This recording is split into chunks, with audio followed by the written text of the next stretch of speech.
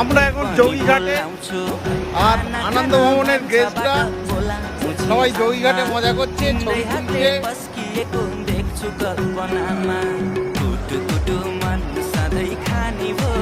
ভীষণ হ্যাপি।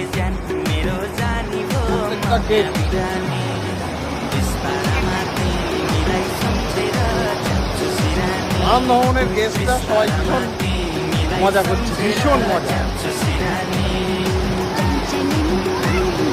একজন এখানে বসে আছে।